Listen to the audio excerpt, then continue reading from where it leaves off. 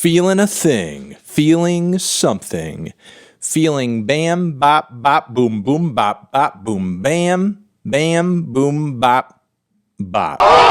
Hey everyone, hot take coming through. Watch out, be careful. Psst. Oh, it's spicy. Here's my take. I am actually a reasonable, level-headed person who puts a lot of thought into what he does. Sorry, not sorry, guys. No, but really, I know I don't complain about this often because negativity, dogpiling, and sometimes even character assassinations, I think come with the territory of giving your opinion on stuff for a living. If you are critical of things, people are obviously going to be critical in response, and you don't want to be caught in that position where people are, oh, you're a critic, but you can't handle criticism. But damn if the rationalizations for what I say and why I say it aren't blown out of proportion at least some of the time. He just hates this artist. He never likes this genre. He never likes that genre. He just gives negative reviews for clout. It's beyond his comprehension. He can't understand it. I know if you go on my YouTube channel, you could see me giving some very negative reviews to some very popular albums, while simultaneously giving very positive reviews to some records that might be more obscure or harsh or a little pretentious. But like, I would never come on here and say, you guys just don't get it. You don't understand art. You don't understand anything. I'm not out of touch. You're out of touch. I'm the alpha. I'm the omega. The high horses people put themselves on for liking a thing. I am fully aware of the fact that I don't pull many punches when it comes to stuff that I really don't enjoy, typically because I don't really like beating around the bush too much, either in conversation or just in reviews generally. But sometimes the reactions to the things I say make me have to remind myself that I'm not a monster and that there's nothing inherently malicious about reviewing a piece of music. There's sometimes this tendency to hone in on a single thing that I've said in order to paint me as callous or like some sort of emotionless monster, like in the case of the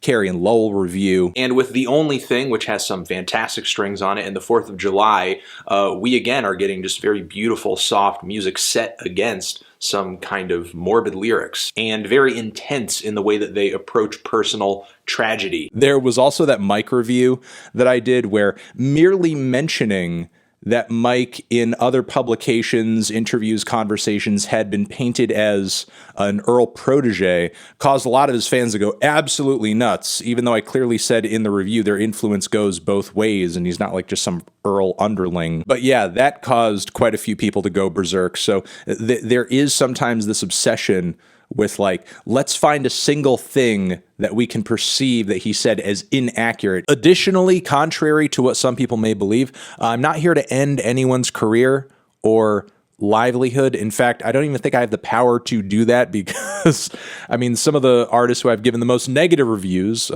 continue to have very successful careers. And honestly, much of the time I operate out of fear that I can even do that because I will avoid reviewing very negatively some records that are obscure just out of the possibility that I may make it difficult for that person to continue creating into the future. There's also the matter of my score averages, which have been compiled by tons and tons of people on a few different websites over the years. This one in particular saw that not only do all of my scores average out to about like a 6 point something, much like with Pitchfork, it only ranges between the major genres that I review by mere decimal points, like, you know, again, 6.0 to 6.8 or so. So it's not even like my reviews on average are supremely negative or that I am specifically negative on a single style of music. I kind of say all of this to defend my process a little bit here, which again may be a futile exercise, but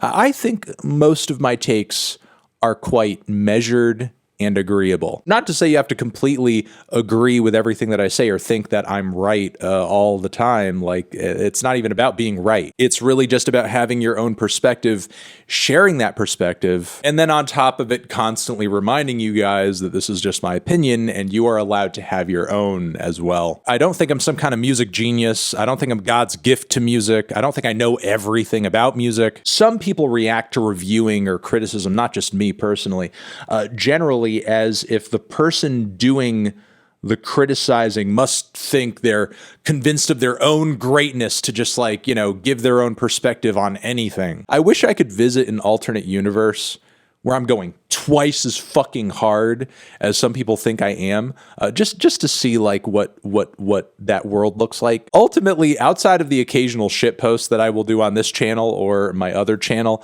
I take music very seriously and I have a lot of reverence for it. I may not take myself seriously, and I don't take social media maybe as seriously as I should. But at least when it comes to music, I'm pushing 40 and I still have a lot of love for it. I still have a lot of excitement for it. I don't feel jaded. I don't feel tuned out. I still find dozens of records and songs every year that I think are great, which is more than I can say for even some people who are around half my age and listen to the same 5 to 10 songs all the fucking time. At this point, I would also say I'm very excited to see artistically what the next generation is going to be bringing over this current decade. So much so that I think what bullshit I do get continues to make doing this worth it. I couldn't imagine myself, even if it meant being twice as popular, drifting onto another topic, onto another focus, if it meant being as polarizing. Or to put it more bluntly,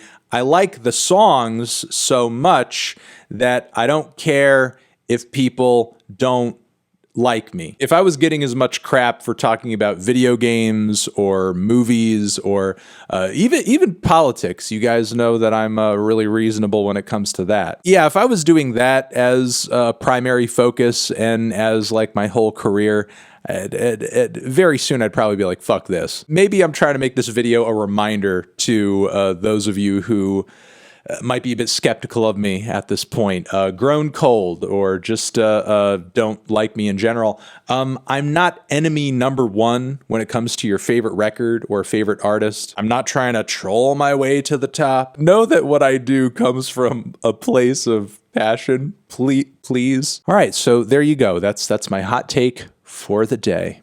You're the best. Over here next to my head is another video that you can check out. Hit that up or the link to subscribe to the channel. Anthony Fantano, hot takes and hot cakes forever.